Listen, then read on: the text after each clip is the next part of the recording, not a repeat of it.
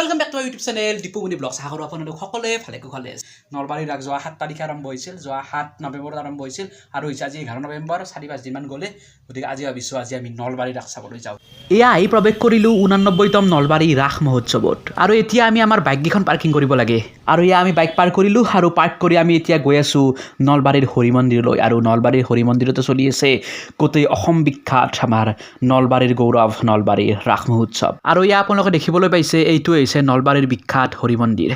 আহক হৰি মন্দিৰৰ ভিতৰলৈ প্ৰৱেশ কৰোঁ আৰু হৰি মন্দিৰৰ বাকৰিতে চলি আছে নলবাৰীৰ বিখ্যাত ৰাগ মহোৎসৱ আৰু ইয়া চাওক ইয়া হৈছে নলবাৰী ৰাসৰ মূল মণ্ডপ আৰু ইয়াত ভগৱান শ্ৰীকৃষ্ণৰ বিভিন্ন ধৰণৰ মূৰ্তি দেখিবলৈ পাইছে আৰু যদি অলপ আপোনালোকে সেইফালে যায় আৰু বহুত বেছি মূৰ্তি দেখিবলৈ পাব আৰু আপোনালোকে দেখিবলৈ পাইছে এই মূৰ্তিবোৰ সকলোবোৰ হৈছে মৃন্ময় মূৰ্তি মানে এই মূৰ্তিবোৰ মাটিৰে তৈয়াৰ কৰা হৈছে আৰু মাটিৰে তৈয়াৰ কৰি বিভিন্ন ধৰণৰ ৰং দিয়া হৈছে আৰু এইবাৰ মৃন্ময় মূৰ্তিৰ উপৰিও আমাৰ কিছুমান কাৰেণ্টত চলা মূৰ্তি আপোনালোকে এই ৰাস মহোৎসৱত দেখিবলৈ পাব আচলতে ৰাস মহোৎসৱ হৈছে ভগৱান শ্ৰীকৃষ্ণৰ উৎসৱ ভগৱান শ্ৰীকৃষ্ণই যেতিয়া বৃন্দাবনত আছিল সেই বৃন্দাবনত থকা সময়ত তেওঁ শৰৎ কালত ৰাসলীলা কৰিছিল আৰু সেই ভগৱান শ্ৰীকৃষ্ণৰ ৰাসলীলা নিদৰ্শনে হৈছে ইয়া ৰাস মহোৎসৱ এইটো কৰবা আহিছে এই গলো বনাই ৰাগটা আহিছে আৰু আপোনালোকে দেখিবলৈ পাইছে অসম গ্ৰন্থমেলা নলবাৰী মানে এইবাৰ আমাৰ নলবাৰীৰ ৰাস মহোৎসৱত আপোনালোকে গ্ৰন্থমেলা দেখিবলৈ পাব আৰু গ্ৰন্থমেলাৰ পৰা ধুনীয়া ধুনীয়া ভাল লগা কিতাপ কিনি নিবলৈ পাৰিব আহকতে এইবাৰ আমাৰ নলবাৰীৰ ৰাস মহোৎসৱৰ মেলা চাওঁ আচলতে এইবাৰ আমাৰ ৰাসৰ যিবোৰ মেলা আছে সেই মেলাবোৰ হৰি মন্দিৰৰ মানে প্ৰাংগণত হোৱা নাই হৰি মন্দিৰৰ প্ৰাংগণত কেৱল আপোনালোকে ফেয়াৰখনে দেখিবলৈ পাব মানে গ্ৰন্থমেলাখনে দেখিবলৈ পাব বাকী যিমান আপোনালোকে মেলা চাব বিচাৰে যিমান যি চকৰি গাড়ী যিমান যি বিচাৰে আপোনালোকে সকলোবোৰ আপোনালোকে হৰি মন্দিৰৰ বাহিৰত মানে হাইৱে ৰোডৰ ফালে চব আছে আপোনালোকে আহক চাও এবাৰ এই প্ৰদৰ্শনীটো চাওক প্ৰজ্ঞাৰ দ্বাৰা নিবেদিত অখণ্ড ভাৰত পৰিক্ৰমা আৰু ভাৰতীয় উজ্জ্বল জ্ঞান পৰম্পৰাৰ প্ৰদৰ্শনী মানে এই প্ৰদৰ্শনীটোৰ জৰিয়তে আমাৰ অখণ্ড ভাৰতবৰ্ষখনৰ কিছুমান সমল ইয়াত প্ৰদৰ্শন কৰিবলৈ চেষ্টা কৰিছে আৰু এই পানীটো পঙি থকা শিলাখণ্ডটো চাওক আৰু এইটো হৈছে ৰামহেতুত ব্যৱহাৰ হোৱা এটা শিলাখণ্ড ৰাসত ঘূৰি ঘূৰি একদম গলজল শুকাই গৈছে গতিকে চাহ খাওঁ চাহ আৰু ইয়া চব আৰু সেইবাৰে আমি ৰাসৰ মেইন মেলা মিনা বজাৰলৈ আহিছোঁ এয়া চাহগৰ ফালে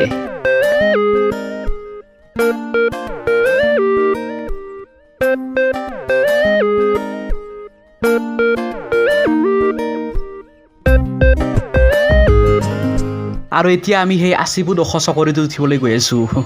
মই আগতে উঠি পোৱা নাই চকৰিটোত আজিয়ে ফাৰ্ষ্ট উঠিম কিন্তু মোৰ ভয় নাই পুৰা উঠি যাম ওপৰলৈ আৰু ইয়াত টিকেট কাটি লাইনত আছোঁ আৰু মানুহ চাওক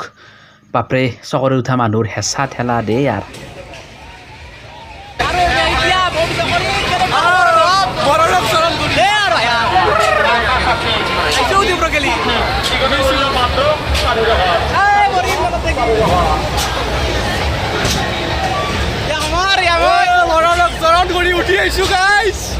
ৰাসৰ সকলোতকৈ ওপৰত আছোঁ ওপৰত ৰাসৰ 80 ফুট ওপৰত বৰ্তমান আছোঁ 80 ফুট ওপৰত বহি আছোঁ বৰ্তমান ইয়াৰ পৰা একদম ৰাসপুৰা দেখি আছোঁ হৈ লাগব আমাৰ খবৰৰ লাইভত পাঁচ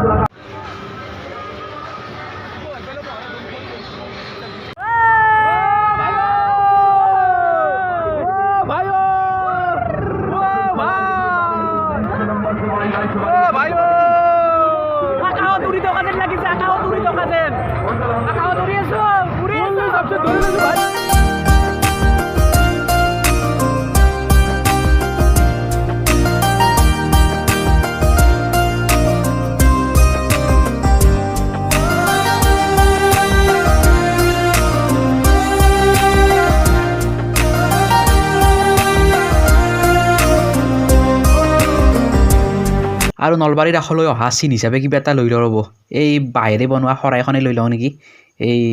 এইখন শৰাই মানে ভাল লাগিব ঘৰত থ'লে এইখনে লৈ লওঁ প্ৰায় 2 বছৰৰ অন্তত আমাৰ এইবাৰ নলবাৰী ৰাগ বহুত ডাঙৰকৈ মানে বহুত এৰিয়া কাভাৰ কৰি এইবাৰ আমাৰ নলবাৰী ৰাস অনুষ্ঠিত কৰা হৈছে মানে আপুনি যদি আহি মানে এনেকুৱা লাগিব আপোনাৰ কিবা ৰৈ যোৱা যেন লাগিব চোৱা বস্তু মানে আচলতে ৰৈ যাব মানে ইমান ডাঙৰকৈ হৈছে মানে এইটো চাওঁ নে সেইটো চাওঁ তেনেকুৱা লাগিব আমাৰে বহুত কিবা কিবি চাবলৈ ৰৈ গ'ল মই আৰু আহিম বুলি ভাবিছোঁ এদিন মানে আজি কিবা এটা আধৰুৱা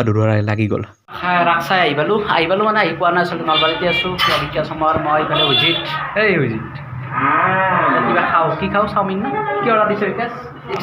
এক চাও খাওঁ এক চাও খাই ঘৰত যাওঁ মানে ৰাসত বহুত খোজ কাঢ়িলোঁ আৰু এতিয়া সময় 11:30 বাজিল 11টা বাজিল গতিকে আৰু ইয়াত খাই সোনকালে যাব লাগে